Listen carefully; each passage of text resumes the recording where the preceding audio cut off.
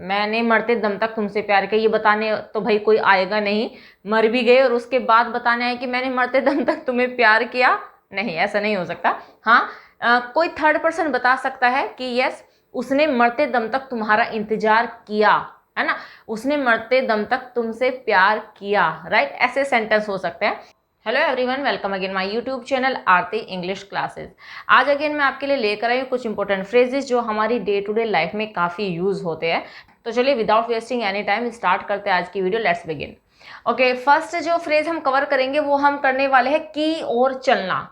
अब आप कहोगे कि मैम की ओर चलना, चलने के लिए हम लगाते हैं गो, राइट। एंड जब भी किसी चीज़ की ओर या कहीं पे भी किसी की ओर चलने की बात होती है तो हम यूज़ करते हैं towards, right.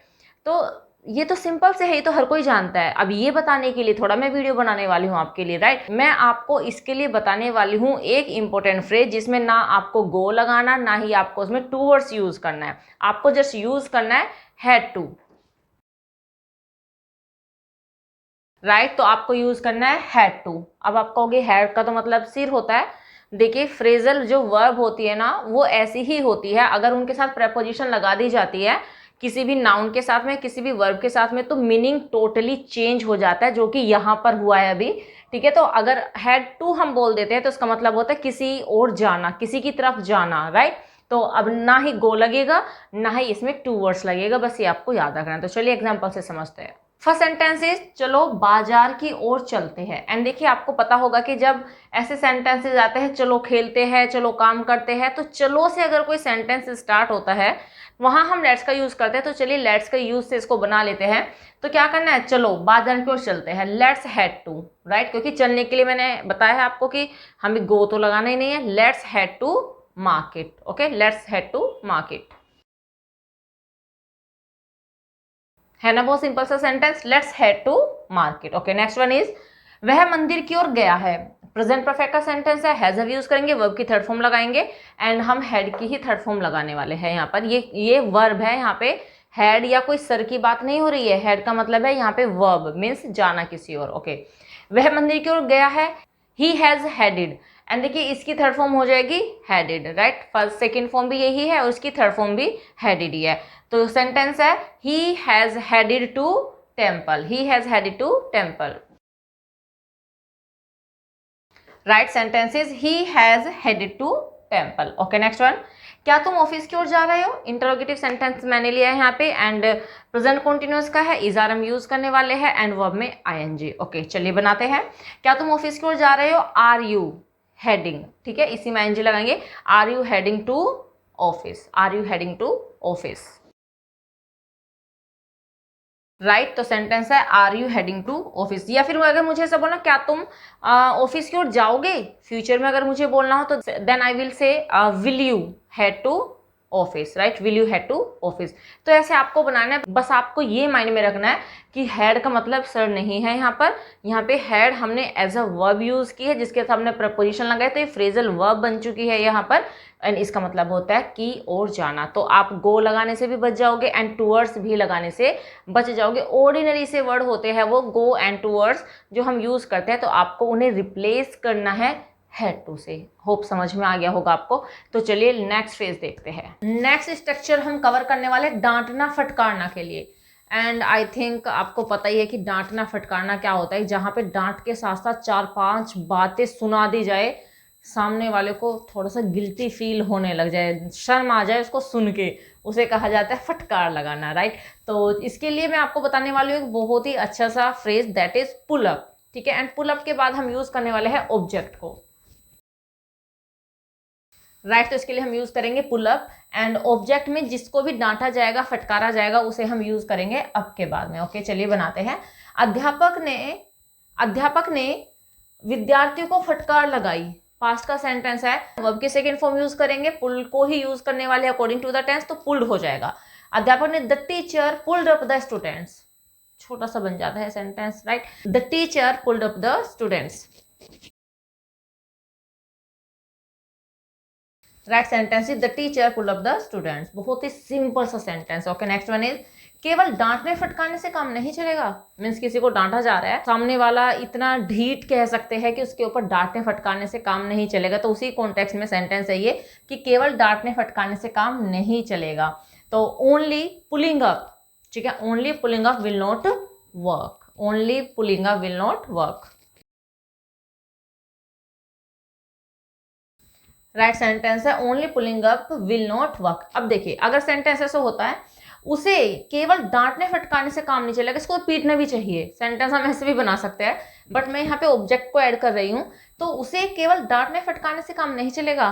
Only pulling up him, only pulling up him will not work, ठीक है। तो ऐसे भी हम सेंटेंस को बना सकते हैं। मीन्स आप जितना लंबा चाहे सेंटेंस को बना लीजिए, जिस भी टेंस में बनाना चाहते हो बना लीजिए, बस आपको याद रखना है कि डांटने फटकारने के लिए आपको यूज करना है pull up. Okay, next sentence is मुझे उसे डांटना फटकारना पड़ा। मीन्स मैं चाहती तो नहीं थी, बट सर्कमस्टेंसेज ऐसे ही आ गए, सिचुएशन ऐसे आ गई कि मुझे पड़ा, मुझे उसको डांटना फटकारना पड़ा। कि पड़ा, तो जहाँ पे पड़ा आ जाएगा पास्ट में, हम हैड टू का यूज करेंगे। I had to, right, I had to pull up him, I had to pull up him. Right sentences I had to pull up him. बहुत ही सिंपल सही फ्रेज है ये, आप यूज कर सकते हो अपनी कॉन्वर्सेशन में। तो स्क्रीनशॉट लेना चाहते हो तो ले लीजिए। होप आप इसको यूज करने वाले हो अपनी कॉन्वर्सेशन में। तो चलिए नेक्स्ट स्ट्रक्चर देखते हैं। नेक्स्ट सेंटेंस देखिए, चाहे मैं मर जाऊं पर भीख नहीं मांग सकता, चाहे वह फेल हो जाए पर नकल नहीं करेगा, भले ही वह मुझे मार दे पर झूठ नहीं बोलूंगा, पर मैं झूठ नहीं बोलूंगा। अब देखिए ऐसे सेंटेंस, इस सेंटेंस में चाहे, यहाँ पे भी चाहे या फिर भले ही, ये ऑल्टरनेटिव है। चाहे और भले ही दोनों ऑल्टरनेटिव है। आप चाहे तो चाहे की जगह पे भले ही यूज कर लीजिए, या फिर भले ही की जगह पे चाहे यूज कर लीजिए, दोनों सेम है। अब देखिए ऐसे सेंटेंसेज में दो क्लोज होती है हमेशा। चलिए पहले इसका स्ट्रक्चर देख लेते हैं, फिर मैं अच्छे से आपको डिक्टेट कर देती हूँ, अच्छे से आपको समझा देती हूँ कि कैसे हम इनको बनाते हैं। देखिए जब भी आपको किसी सेंटेंस में यूज करना हो चाहे या फिर भले ही, या फिर कॉम्पिटिटिव एग्जाम में आ जाए एरर फाइंडिंग में और क्लोज आपको दे दी जाए, तो आपको कैसे उसमें एरर को फाइंड आउट करना है ये भी समझ लीजिए। देखिए ऐसे सेंटेंस जिनमें चाहे आ जाए या फिर भले ही आ जाए, तो स्टार्टिंग में हम यूज करते हैं इवन इफ, इवन इफ, या ऑप्शन है, या तो आप इवन इफ यूज कर लीजिए या फिर आप यूज कर लीजिए नो मैटर, नो मैटर। तो दोनों ऑल्टरनेटिव है, आपको अच्छा लगे आप इवन इफ यूज कर लीजिए या फिर आप यूज कर लीजिए नो मैटर। एंड देखिए ये याद रखिएगा कि जब भी इस ये वाली जो क्लोज होगी, जो जिसमें इवन इफ यूज होगा, उसको हम बनाएंगे, उस क्लोज को, फर्स्ट क्लोज मैं मेंशन कर देती हूँ यहाँ पे, फर्स्ट क्लोज हम बनाएंगे प्रेजेंट इंडेफिनिट में, राइट, प्रेजेंट इंडेफिनिट में। 90% केसेस में ऐसा ही होने वाला है कि जो पहले वाली क्लोज होगी वो आपको बनानी है प्रेजेंट इंडेफिनिट में, एंड आफ्टर दैट आपको बनानी है second close, right. And second close हम उसी टेंस में बनाएंगे जिसमें वो होगी। ओके, होप समझ में आ गया होगा। नहीं आया है तो मैं अभी एक बार वो डिक्टेट करने वाली हूँ इस रूल को, एंड आप समझ जाओगे कि कैसे हम इसे अप्लाई करेंगे। देखिए दो क्लोज है, पहली क्लोज है चाहे मैं मर जाऊं, एंड सेकंड क्लोज है पर फिर भी भीख नहीं मांग सकता, राइट। इसमें चाहे वह फेल हो जाए फर्स्ट क्लोज है, सेकंड क्लोज है पर नकल नहीं करेगा। तो दो क्लोज है हमारे पास में, एंड जिस क्लोज में भी आपको चाहे या फिर भले ही नजर आ जाए उसे आप स्टार्टिंग में रखिए, ठीक है। और जब हम, या तो आप लगाइए इवन इफ या फिर आप लगाइए नो मैटर, एंड जो फर्स्ट क्लोज होगी याद रखिएगा कि वो प्रेजेंट इंडेफिनिट में ही बनेगी। मीन्स जिस सेंटेंस में हम इवन इफ या फिर नो मैटर का यूज करेंगे वहां पे हम बनाएंगे उस क्लोज को प्रेजेंट इंडेफिनिट में, एंड जो सेकंड क्लोज होगी उसे हम वो जिस टेंस में होगी उसी में बनाएंगे। सेकंड क्लोज के ऊपर कोई ऐसा रूल एंड रेगुलेशन नहीं है कि वो हम किस टेंस में बनाएंगे, वो जिस टेंस में होगी उसे हम उस टेंस में ही बनाएंगे। तो चलिए एग्जांपल से समझते हैं। फर्स्ट एग्जांपल है चाहे मैं मर जाऊं पर भीख नहीं मांगूंगा। तो अब देखिए ये क्लोज है यहां तक, चाहे मैं मर जाऊं, और इसी क्लोज में चाहे यूज हुआ है, तो आप यूज कर सकते हैं इवन इफ आई डाई, क्योंकि प्रेजेंट इंडेफिनिट में वर्ब की फर्स्ट फॉर्म लगाते हैं इवन इफ आई डाई। पर के लिए कुछ नहीं लगाएंगे, कोमा लगाएंगे, ठीक है। नहीं मांग सकता, I can't beg, I can't beg. Even if I die I can't beg. Right sentence is even if I die I can't beg, भले मैं मर जाऊं पर भीख नहीं मांग सकता। ओके, अगर यही सेंटेंस ऐसा होता कि चाहे मैं मर जाऊं पर भीख नहीं मांगूंगा, तो तब सेकंड क्लोज हो जाती फ्यूचर में, तो तब हम यूज करते I will not beg, right. Even if I die I will not beg, ऐसे बना देते। मीन सेकंड क्लोज आपको उसी टेंस पे बनानी है जिस टेंस में वो है। ओके, नेक्स्ट वन इज चाहे वह फेल हो जाए पर नकल नहीं करेगा। इवन, ऐसे इसको मैं नो मैटर से बना देती हूँ, नो मैटर ही फेल्स, क्योंकि प्रेजेंट इंडेफिनिट है, मैंने आपको बताया प्रेजेंट इंडेफिनिट में बनाएंगे, सब्जेक्ट है ही के साथ सिंगुलर वर्ब लगाते हैं, मीन्स हम फेल में लगाएंगे एस या ईएस, तो फेल्स हम करने वाले हैं। No matter he fails, no matter he fails he will not copy.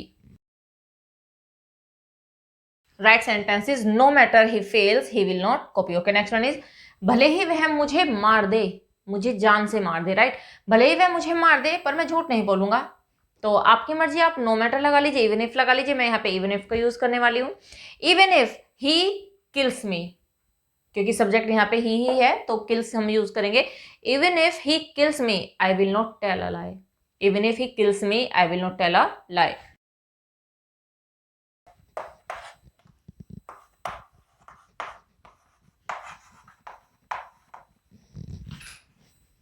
Right sentence is even if he kills me I will not tell a lie, तो भले वह मुझे मार दे मैं झूठ नहीं बोलूंगा। होप समझ में आ गया होगा, काफी इंपॉर्टेंट है ये आपके लिए, स्क्रीनशॉट लेना चाहते हो तो ले लीजिए। नेक्स्ट फ्रेज है मरते दम तक। मरते दम तक के लिए हम यूज करते हैं अंटिल डाई, लेकिन अंटिल और डाई के बीच में एक सब्जेक्ट आना है, मीन्स जिसके भी मरने की बात होगी हम उसको बीच में यूज करेंगे। अभी मैं एग्जांपल के थ्रू आपको समझा देती हूँ, होप समझ में आ जाएगा आपको प्रॉपरली। तो अभी जस्ट मैं यही बोल रही हूँ अंटिल आई डाई, राइट। तो इसके लिए हम यूज करेंगे अंटिल डाई। अब देखिए यहाँ पे मैंने आई लिख दिया है, सेंटेंस से आपको समझ में आ जाएगा कि ये according to the sentence change हो सकता है। एंड देखिए जो अंटिल होता है वो किसी टाइम को पॉइंट आउट करता है, राइट। ये किसी टाइम को पॉइंट आउट करने के लिए यूज होता है और ये नेगेटिव वर्ड होता है।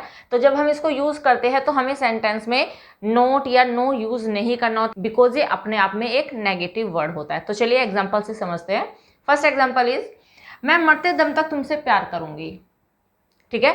मैं मरते दम तक तुमसे प्यार करूंगी, फ्यूचर का सेंटेंस है, सिंपल से ही यूज करने वाले हैं, ठीक है। I will love you until I die, I will love you until I die, right sentence है I will love you until I die. अब देखिए सेंटेंस में सब्जेक्ट कौन था, आई था, तो हमने आई वहां पे यूज किया कि मैं तुमसे प्यार करूंगा या करूंगी, कुछ भी हो सकता है जेंडर, ठीक है। एंड फिर अंटिल के बाद हम सेम सब्जेक्ट को यूज करेंगे यहाँ पे until I die. Okay, I hope समझ में आ गया होगा। नेक्स्ट देखते हैं, मैं मरते दम तक, इसमें भी मैंने मैं को ही लिया है, मैं मरते दम तक तुम्हारा इंतजार करूंगी या फिर तुम्हारा इंतजार करूंगा। तो पहले आप सेंटेंस को बना लेते हैं, ज्यादातर सारे फ्यूचर में ही बनेंगे, ये पास्ट में भी बन सकते हैं, वो भी बता दूंगी आपको, ठीक है। मैं मरते दम तक तुम्हारा इंतजार करूंगी, राइट। तो I will wait for you, I will wait for you until I die, right. I will wait for you until I die, right sentence है I will wait for you until I die. Okay, next one, तुम मरते दम तक मुझे याद करोगे, ये भी फ्यूचर का ही है, सारे के सारे फ्यूचर के ही है। तो तुम याद करोगे, you will miss me, you will miss me until you die, right. अब जो कि हमारे पास यहाँ पे सब्जेक्ट है यू, एंड यू के अकॉर्डिंग हम यहाँ पे भी यू ही यूज करेंगे, ठीक है। You will miss me until you die, right sentence is you will miss me until you die. Okay, लेकिन अगर ये पास्ट में आ जाए तो कुछ भी नहीं करना है, वो पास्ट फॉर्म लग जाएगी वर्ब की। तो देखिए अगर ये सेंटेंस है मैं मरते दम तक तुमसे प्यार करूंगी, अगर ये सेंटेंस है कि उसने मरते दम तक तुम्हारा इंतजार किया, है ना, उसने मरते दम तक तुमसे प्यार किया, राइट, ऐसे सेंटेंस हो सकते हैं। तो इसी को बना लेते हैं, उसने मरते दम तक तुम्हारा इंतजार किया। ओके, पास्ट का है, वर्ब की सेकंड फॉर्म लगाएंगे, he waited for you until she died, right, second form लगा देंगे यहाँ पे भी, she waited for you until she died. ऐसे आप सेंटेंस को बना सकते हो, बस आपको पता होना चाहिए कि मरते दम तक के लिए हमें ये फ्रेज यूज करना है। ओके, नेक्स्ट सेंटेंस है मैं मरते दम तक तुम्हें नहीं भूल पाऊंगा या तुम्हें नहीं भूल पाऊंगी। एंड ये सेंटेंस आप मुझे कमेंट सेक्शन में बताइए कि आप इसको कैसे बोलने वाले हो इंग्लिश में। एंड होप ये समझ में आ गया होगा आपको। तो अगर स्क्रीनशॉट लेना चाहते हो तो ले लीजिए। ओके तो बस इस वीडियो में इतना ही, मिलते हैं नेक्स्ट वीडियो में। Till then bye bye, take care, stay healthy and keep learning.